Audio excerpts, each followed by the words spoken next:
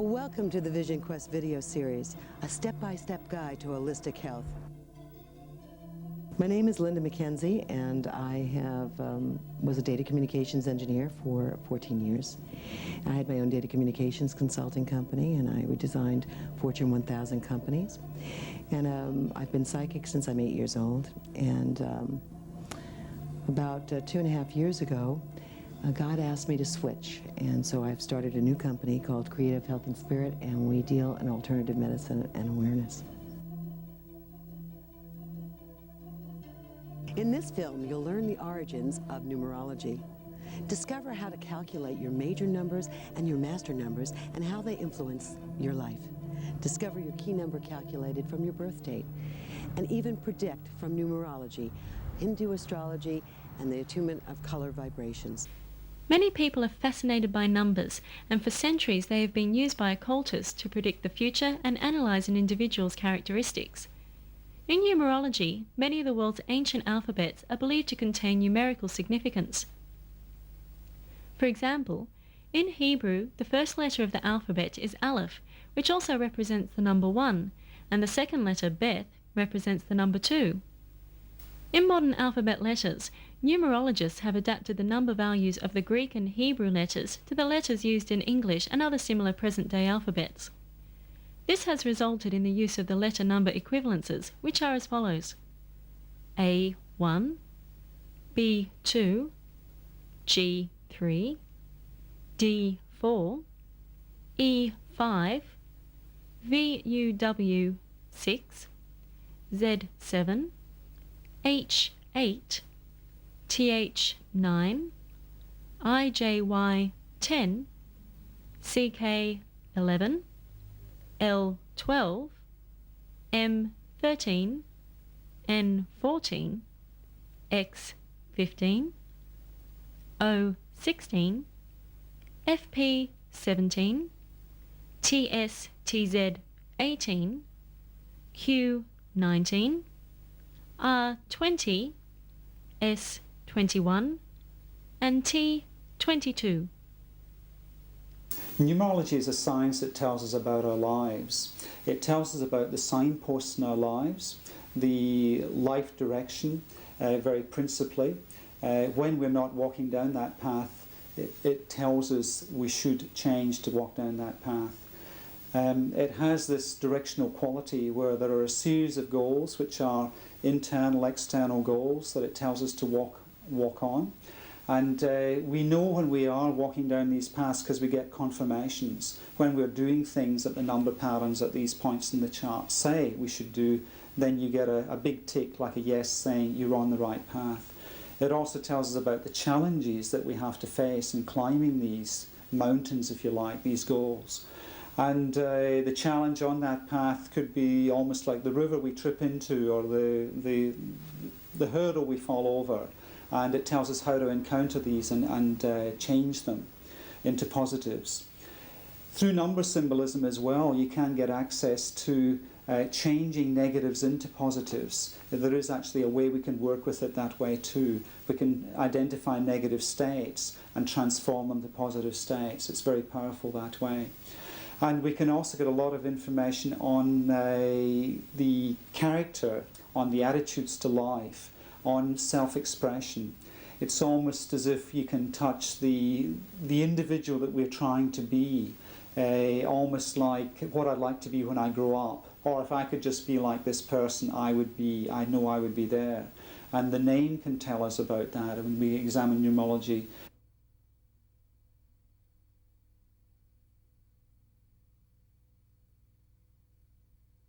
In numerology, we work with a certain base set of numbers, the numbers 1 to 9, plus 3 other double-digit numbers, which are called master numbers, the 11, the 22, and the 33.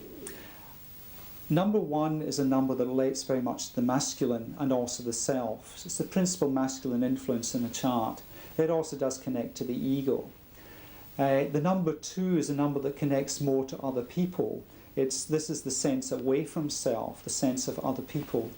It is also connected strongly to the feminine and the feeling side, the sensitivity to other people. The number 3 is a number connected with creativity and self-expression. And at times, the number 3 can arise in different ways. So while we've had the 1, then the 2, then there are ways of arriving at 3, and 1 plus 2 gives 3, which is an interesting lesson that numerology teaches us, that the way to arrive at our creative force is something to do with the merger of masculine and feminine. So there are very important messages that it can give in looking at multiple numbers also. Number 4 is a number to do with structure and form. In Pythagoras' time, it was looked on as the principal number of the material earth plane. It's a number of planning and method. The number 5 is a number of change and flexibility. It's a very mercurial number. It's a number concerned with travel and movement and freedom and experience of life. The number 6 is a number concerned, again, more with a settled state. It's a number to do with family and home and relationship, harmony and balance. The number 7 is a number of looking within. It is a number concerned with the spiritual search. It is a number, people with this number tend to like their own space, spending time on their own. And it certainly does require you to look within. If you focus too much on the material plane under that number, then often a material loss can occur to make you focus back again on what is the really important part of the lesson. The number 8 is a number more of material plane. It is ultimately connected with mastery over the material plane. And it is a number concerned with organisation and power and control and authority and responsibility. The number 9, the last number in the basic set of numbers, is a number concerned with the universe, the much larger concept, concerned with universal love principle. It's concerned with truth and illusion. It's concerned with idealism. It's also concerned with opening the heart, just giving for love's sake.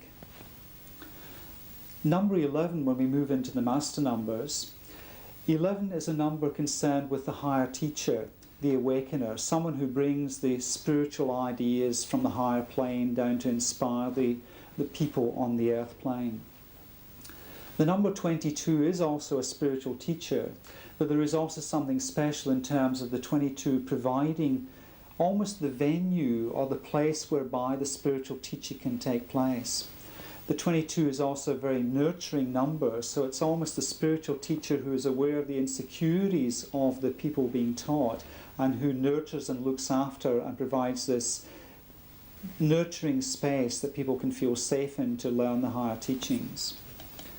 The number 33 is a master number that was attributed to the teacher Christ.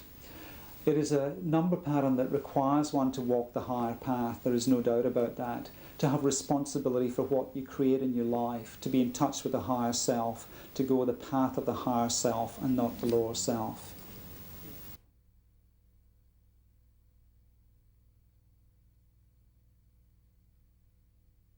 As an example of how to calculate a numerology chart, we could take an individual, John Smith, born on the 1st of January 1900. The first number we would calculate for this individual would be the life path number, which is the sum of the day, month and year. So we would add all the digits together, 1 plus 1 plus 1 plus 9 plus 0 plus 0. That adds up to the number 12, which in numerology we would again reduce to the number 3, 1 plus 2 giving 3. That tells us about John Smith's life. The number 3 is his path that he has to be creative. His creative expression is a number 3. So in all of his life, he must follow a path of creative expression. He must find creative outlets. Another thing we can get from his chart straight away is the fact that he was born on the first day. This tells us something more about the individual's life. Number 1 is the principal masculine number. It's a very strongly assertive number. And so John can be quite assertive. He's meant to be an assertive individual, and he has that as a natural talent. He'll be good at initiating circumstances, initiating things. So when you put the two together, you can see this person could be somebody who would be good at initiating creative circumstances. Another avenue we can look at in more detail in the life path is the fact that the number 3, his life path number, comes from the number 12. 1 and 2 gives 3. It's very important in John Smith's life to be working with balancing the masculine and feminine as his means of arriving at his creative expression.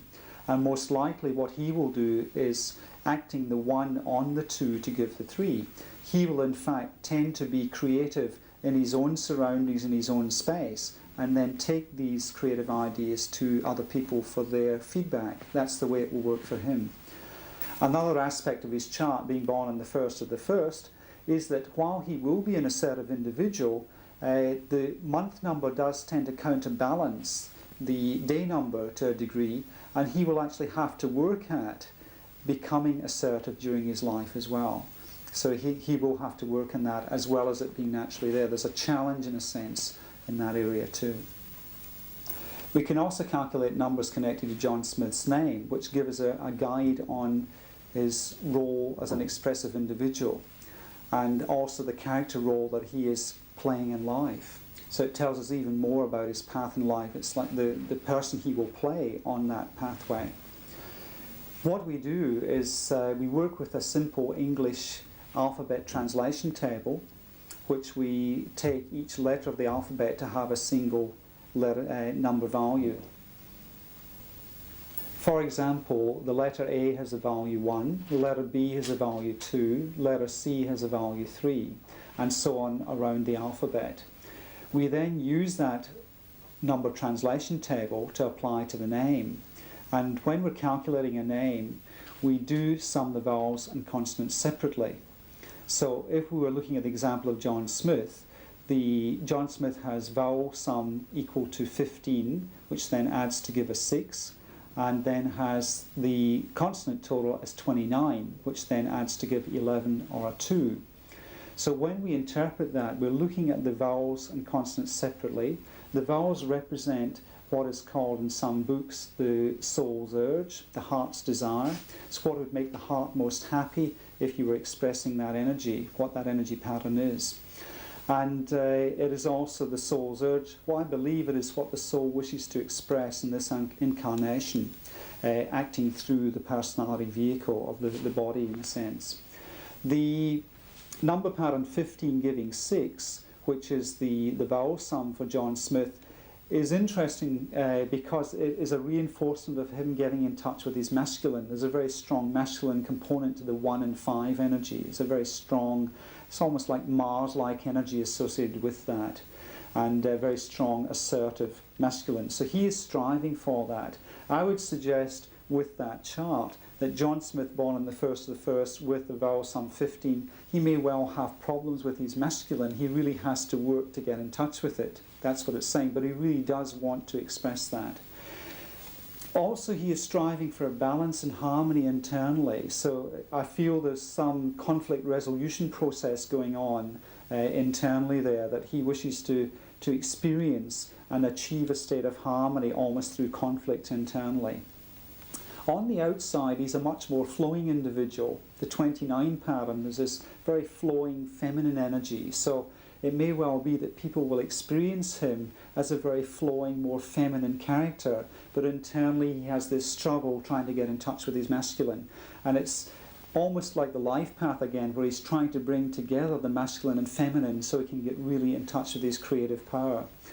As a total name, his name adds to 44. There's a lot of power and strength in that name. And the 44 is a real power base of a number. And so he really is trying to get in touch with that power of that individual. But this getting in touch with the inner masculine is very, very important in this whole process. One other aspect that is important to look at in the whole process of him getting himself together, because the name also tells us about integration of the individual. This integration of the inner, the soul's journey with the outer personality. We'll look at the totals of the vowels, the consonants, and the overall total name. And the 2-6-8 pattern is very principally there. 6 from the vowels, 2 from the consonants, and 8 is the total. And that also comes up again when you look at the individual names, because John adds to 20, which is a 2. The Smith adds to 24, which gives a 6. So 2-6-8 is a very principal pattern of this name as well. There's something there about him when he is in touch with his power about being sensitive and warm. The 2 and 6 say this is a caring and warm leader. So this person could be a very strong, powerful leader. if they really got in touch with their own personal power.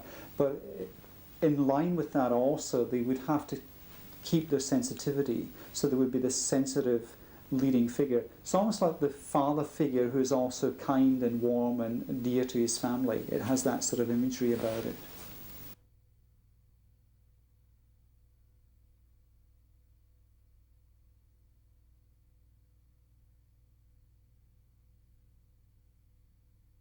The origins of Western numerology go back to the time of Pythagoras in the 6th century BC, where he taught many students over quite a long period of time. One curious factor of that was that he didn't allow any of his teachings to be written down. So some of the things we're working with now, I guess we don't really know if that's exactly what he said, but his students later on did record these. Pythagoras saw that numbers formed the basis of all material existence, and therefore all material existence had to obey the laws of numbers. And he was very focused on the meanings of numbers 1, 2, 3, 4 in particular as the base set of numbers. He was also very much in touch with the harmonics in music and the harmonies in music, the intervals of music relating to mathematics. And so the basis of a Western numerology has really come from there. One curious facet I've found in researching that is there is almost a male dominance comes in the meanings of numbers, which is rather interesting, because we have the odd numbers, which start with the number 1, were assigned to the male deities. And then the even numbers, which are more principally feminine in their energies, were assigned to the lesser deities. So it's almost as if we have in the original symbolism a put down of women. I feel that will change very, very much so when we come to the year 2000, and suddenly the number 2 becomes the first number of each year. So we may see some major changes taking place in the value of the feminine coming through. From that time, Western numerology, in terms of my research on it, seemed to disappear for a while, as far as I can make out in a sense, and seem to have re-emerged in the current century, from what I can make out, though there were other numerologies taking place in other parts of the world. But in terms of the Western numerology, this seems to be the case. And there certainly was quite a lot of work in numerology probably around the turn of the century, and also in America there have been quite a lot of prominent books came out in the I think before this the last current 20 years, which certainly formed quite a major basis in my study when I started numerology quite some years ago.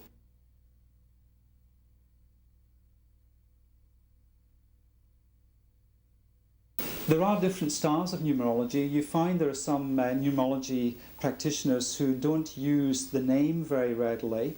They principally focus on the use of the date of birth, and it seems very powerful what they can achieve with that. There are other schools of numerology that very heavily use the name in conjunction with the date.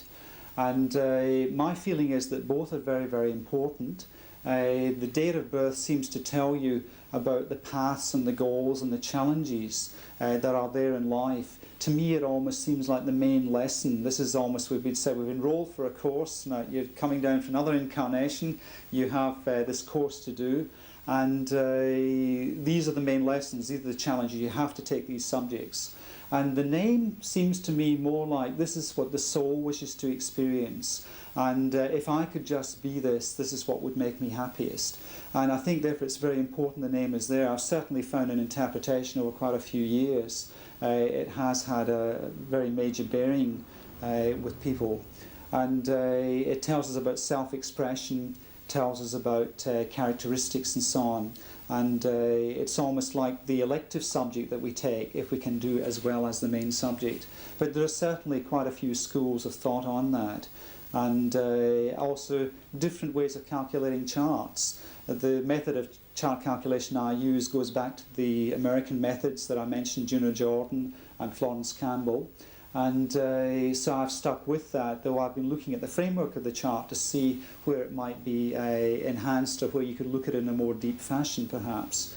And but there are other schools of chart, there are other schools of numerology that also look at the incidence of numbers within the date of birth and how many numbers of particular types they have. I don't personally use that system, but I understand they find that very, very powerful as well.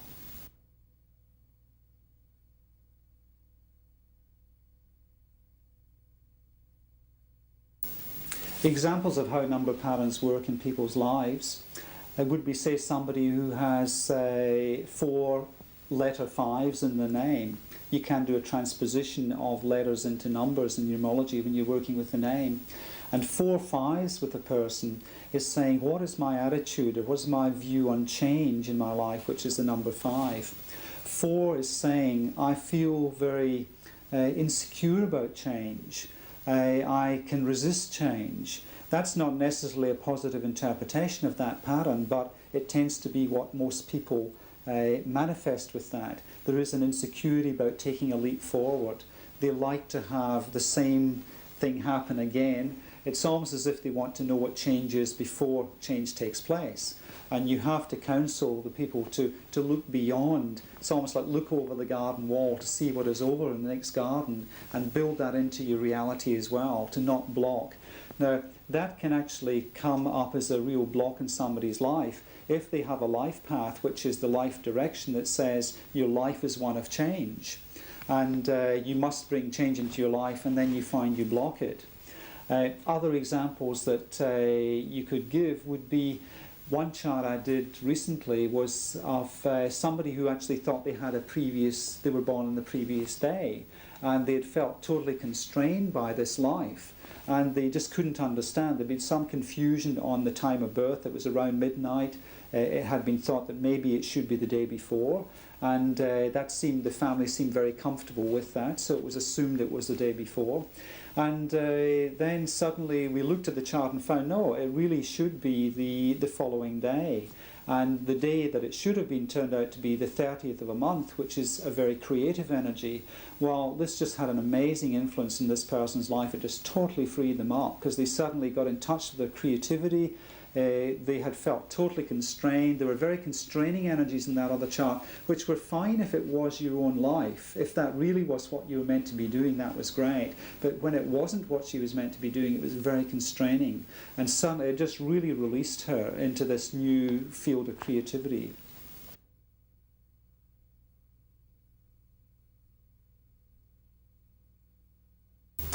Numerology is a very powerful tool to be used in business. If you can get access to the registration date and the birth name, effectively, of the company, which would be the registration name, it can give a lot of clues and pointers as to what this company should be doing.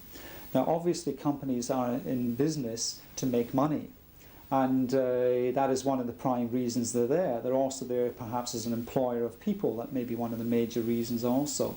But within the context of that, you can also see what is the right way to guide them? What are the things, the challenges they have that they have to overcome? What are the patterns they're running that if they could only just stop them and transform them, they'd be so much more efficient.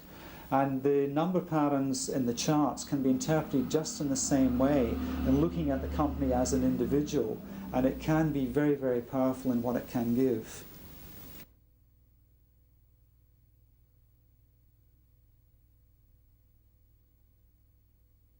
Numerology is also linked to astrology.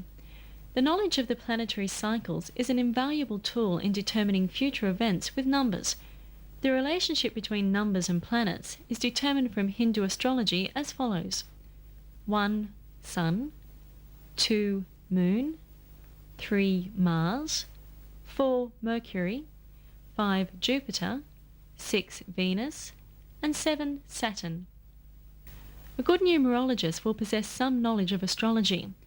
Where a client wishes to change his or her name, for example, a numerologist can, by the investigation of a birth chart or horoscope, be able to confirm numerology readings by combining them with astrological readings.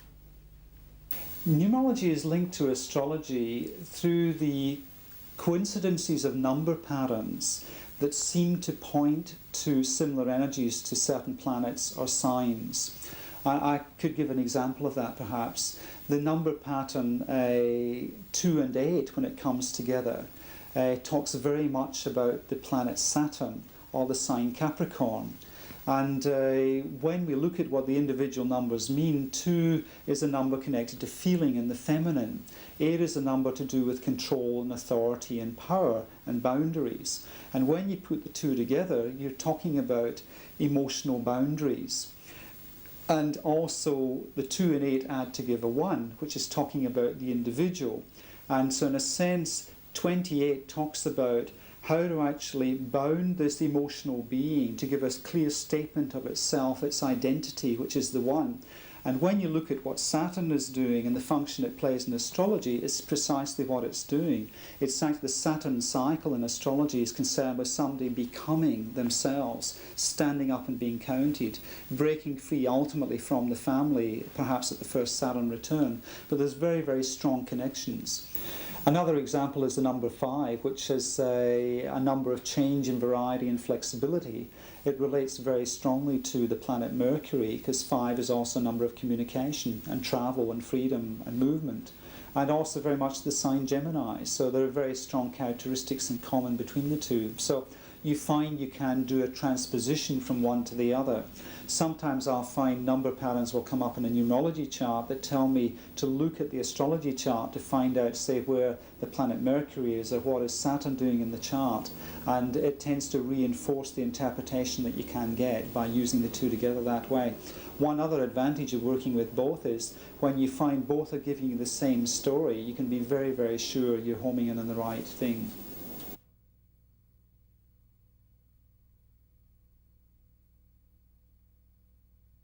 Numerology numbers are also linked to colours, traditionally used by colour therapists. According to the colour therapist Marie-Louise Lacey, the key colours and their numerological vibrations are 1. Red, 2. Orange, 3. Yellow, 4. Green, 5. Blue, 6. Indigo, 7. Violet, 8. Silver, and 9. Gold.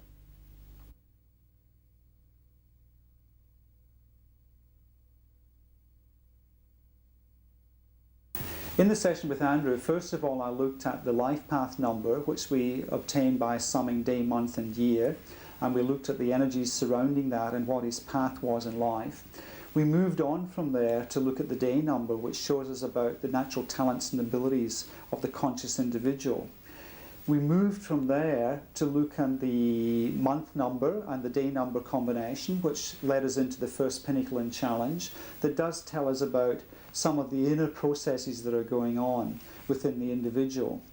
We moved on from there to the day and the year combination that tell us about how this individual, represented by the day, is interacting with the outside world and what the goals and challenges are there.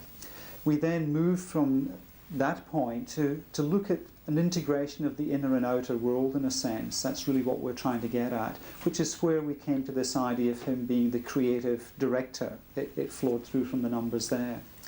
Then we moved on to look at the personal year number for 1994 for Andrew. And in that personal year cycle, we can see a cycle of opportunities. The personal year cycle moves from 1 to 9 and goes round in a loop continually during our lives. There are different emphases can come up at different points in that cycle. And for example, the number 1 year is a new start, a new cycle beginning. The number 5 year is a mid-cycle. The number 9 year is the ending, a completion of a cycle ready for a new start and the next cycle.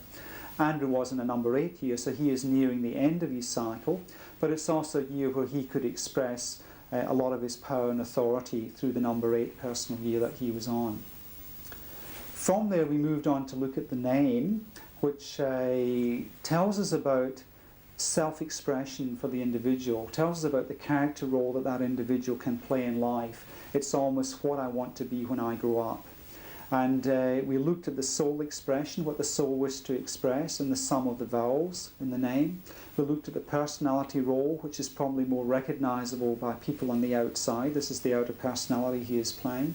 And we also looked at the integration of these coming together as the total name, which is like this new identity that he can express, this goal he can strive for. It is often called the destiny. The destiny number is the total name.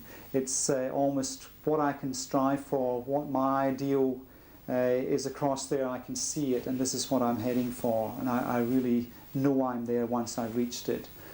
From the total name, we moved on to look at the incidence of letters in the name and what we call the traits and attitudes. And by looking at the incidence of each letter type, we can tell a lot about the character and attitudes of that individual. In summary of Andrew's chart and the patterns the numerology chart tells us about, it's very clear that his life journey is a very flowing one.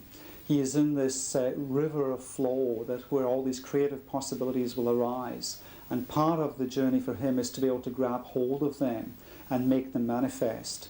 He has enormous creative potential within himself, which is important he expresses. Otherwise, he may internalize that. He has to get that out, and he is aware of that. He has enormous presence with other people, and there's real power and authority there, which comes through in his chart. So there's a lot of power and authority which is there. And I really see that he could take on roles like being a director, a creative director of some kind. It could easily see it fitting in film and movie type areas because of the number pattern 29 is very visual in terms of the information it gives us. It's very like a Piscean energy. So it would connect very strongly like that. It's also very important for him to define himself very clearly in his life, and defining his emotional boundaries, defining his set of values, who he is, and at the same time not being caught in a really conservative mold, but to be able to be a free individual, somehow moving in that stream of life, connected to it and sensitive to the needs of other people, but detached also at the same time.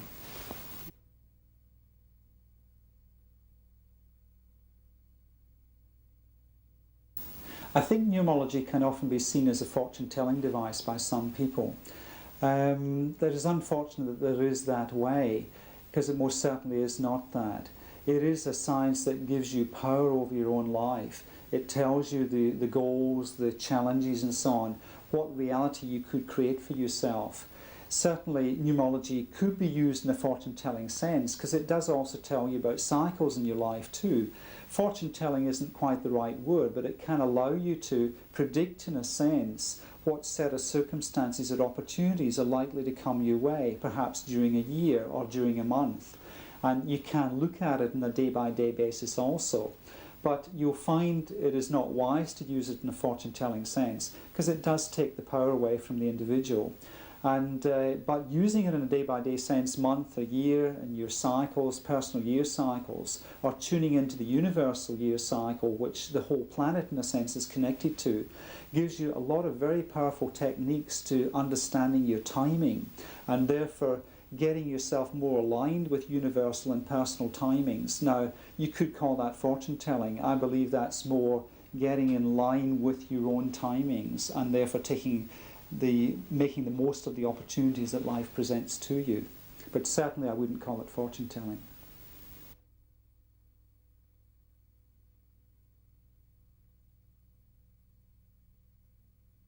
When you're interpreting charts for people who come to receive counselling from you, it's very, very important to not place expectations in their mind. It's important not to make them think that something will happen. It's very important to be positive in the interpretation that is going out, because people do tend to take on a negative interpretation and really worry that it will take place, and it almost becomes a self-fulfilling prophecy. I'm very, very aware of that, because I have done that myself. When I got involved with astrology and numerology long time ago, and I had my first reading, I was told something that I then went, it wasn't a negative thing I was told, but I had it very much in my mind, and I always went out looking for it. So I was very aware from that time it's important to make sure you're not putting expectations in people's mind.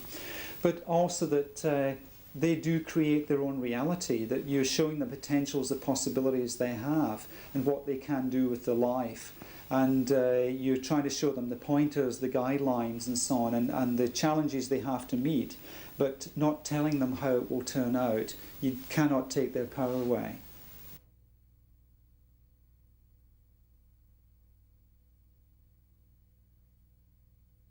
Numerology provides a set of tools that can be used very successfully with techniques such as psychology.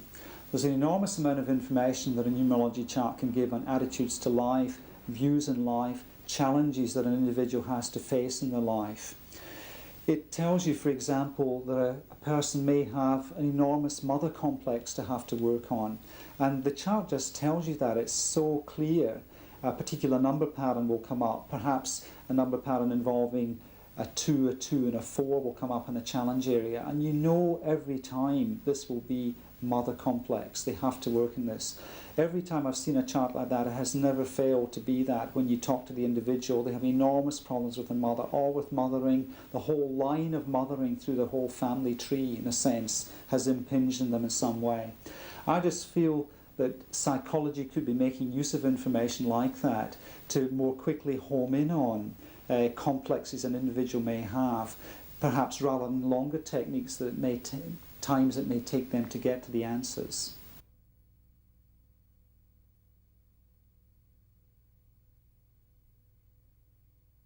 There certainly has been quite a lot of work and research done in the USA on numerology in recent times, and that's probably going back over the last 20 or 30 years.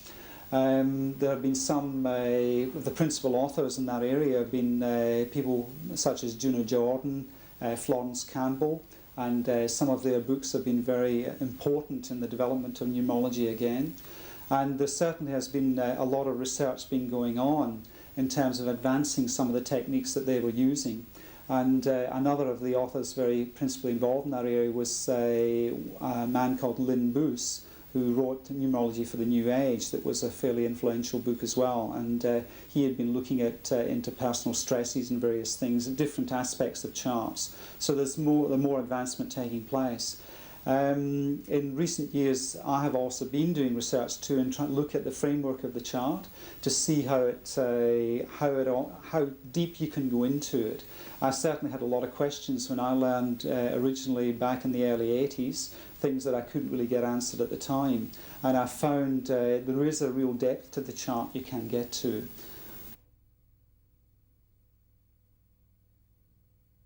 Numerology has a very important place in society today, and though people don't realise it is actually already very well entrenched. They have the house numbers, the car numbers, the phone numbers. In fact, their lives are guided very principally by numbers. It's just at this stage they don't realise they are. I find it comes out in many odd and unusual ways that just keep reinforcing. There's little signposts that keep popping up every now and again. I had an experience recently where I had lunch with a friend. We were talking about number patterns 7s and 9s and what they meant about looking deeply within the self and so on. And we went up and paid the bill, and 7s and 9s came up in the bill. It's like the universe just keeps reinforcing. The problem today is that most people don't realise that guidance is there.